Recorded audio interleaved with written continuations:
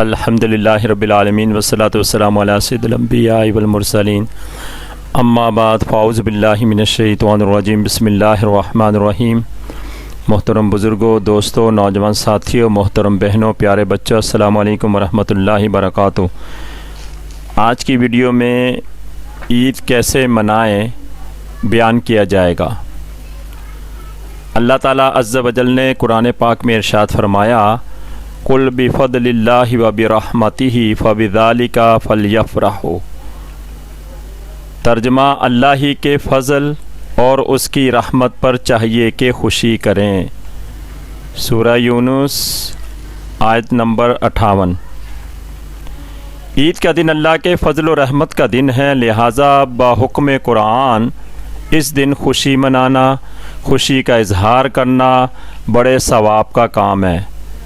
ماہ رمضان کی رحمتوں برکتوں کے بارے میں اللہ کے نبی صلی اللہ تعالی وسلم نے ارشاد فرمایا کہ اس کا پہلا عشرہ رحمت، دوسرا مغفرت، تیسرا جہنم سے آزادی کا ہے۔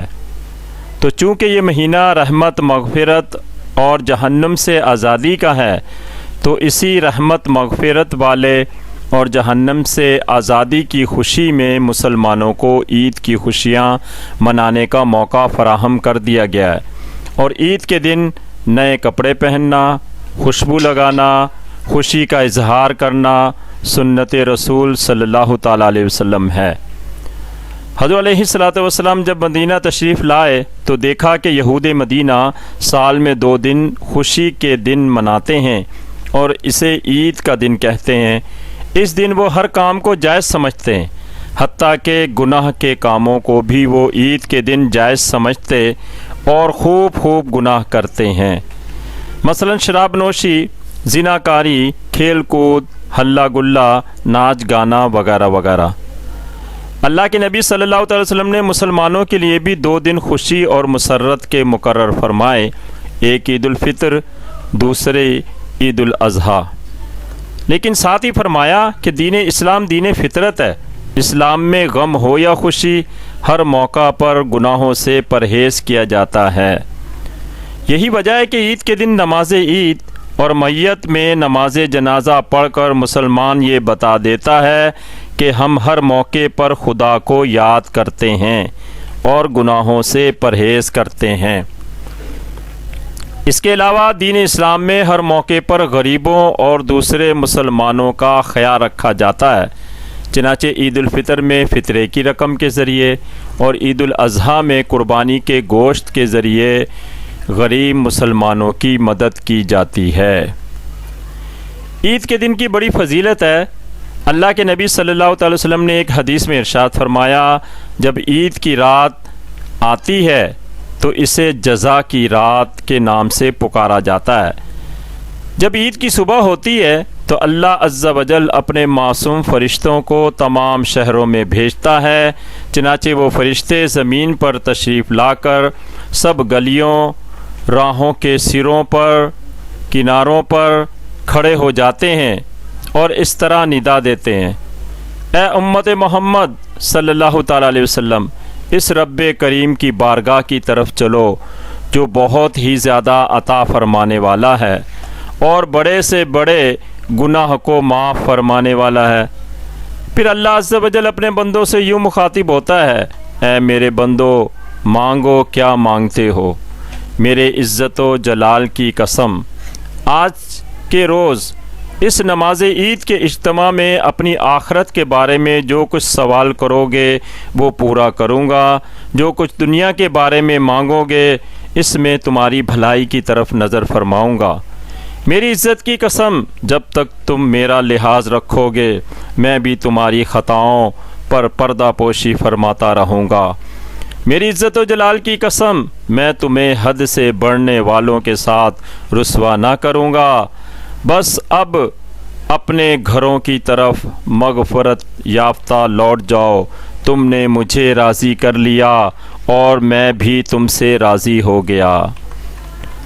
ظاہر ہے کہ جب عید کے دن مسلمان پر اتنا کرم ہو تو شیطان کا جل جانا فطری امر ہے، چنانچہ اللہ کے نبی صلی اللہ علیہ وسلم نے ارشاد فرمایا کہ جب بھی عید آتی ہے تو شیطان چلا چلا کر روتا ہے، اس کی بدحواسی دیکھ کر تمام شیاطین اس کے گرد جمع ہو کر پوچھتے ہیں، اے ہمارے آقا، آپ کیوں غضبناک اور غصے میں ہیں اور اداس ہیں؟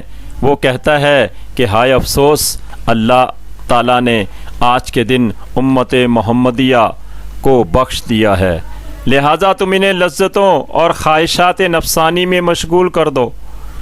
چنانچہ شیطان اپنے اس مقصد میں عید ہی کے دن کامیاب ہوتا ہوا نظر آتا ہے، کیونکہ وہ امت جو رمضان میں فرض کیا 100% گناہ کم کرتی تھی، عید کے دن وہی امت کے گناہ 1000% تک پہنچ جاتے ہیں، اور ہر جگہ شیطانی مناظر جتنے عید کے دنوں میں نظر آتے ہیں اتنے پورے سال میں بھی نظر نہیں آتے، اور یوں معلوم ہوتا ہے جیسے شیطان آزاد ہو گیا ہو اور رقص ابلیس ہو رہا ہو۔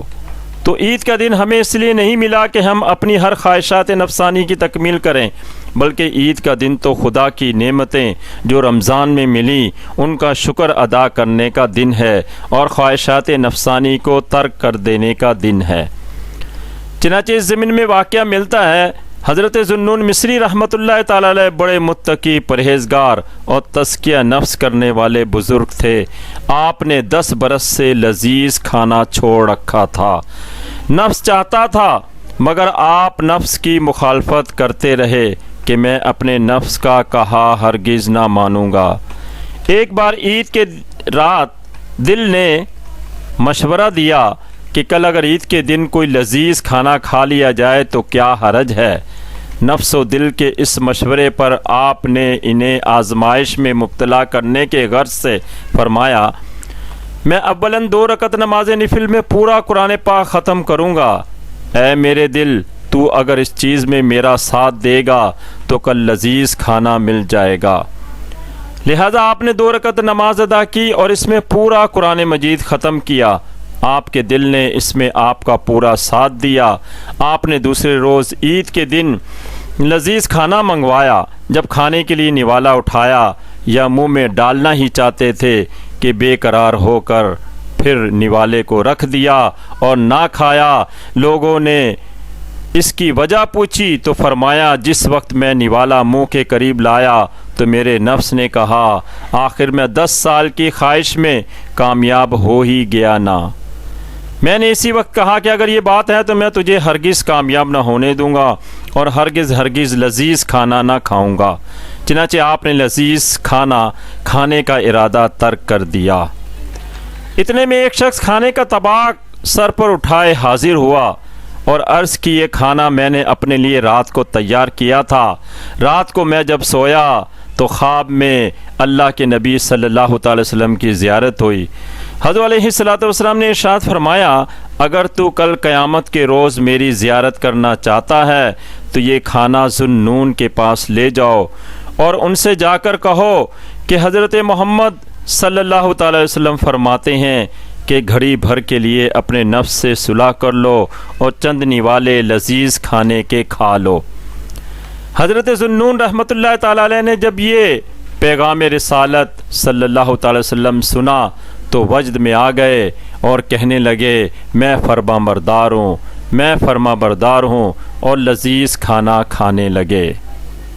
محترم سامعین، دیکھا اللہ کے نیک بندے عید کے دن بھی خواہشات نفسانی سے کس قدر پرہیز کرتے تھے۔ ہم اگرچہ کہ ایسا ہرگز نہیں کر سکتے تو کم از کم بڑے بڑے گناہوں سے تو اپنے آپ کو عید کے دن محفوظ کر سکتے ہیں۔ عید کے دن مردوں کے لیے تحفہ۔ حضرت علیہ السلام نے ارشاد فرمایا کہ جو شخص عید کے دن 300 مرتبہ سبحان اللہ و بحمدہ پڑھے اور مرنے والے مسلمانوں کی ارواح کو اس کا ثواب ہدیہ کرے تو اللہ تعالیٰ عز و جل ہر مسلمان کی قبر میں 1000 انوار داخل کرے گا، اور جب یہ پڑھنے والا بذات خود مرے گا تو اللہ عز و جل اس کی قبر میں بھی 1000 انوار داخل کرے گا۔ تو ہمیں بھی چاہیے کہ عید کے پرمسرت موقع پر اپنے مردوں کو بھی یاد رکھیں۔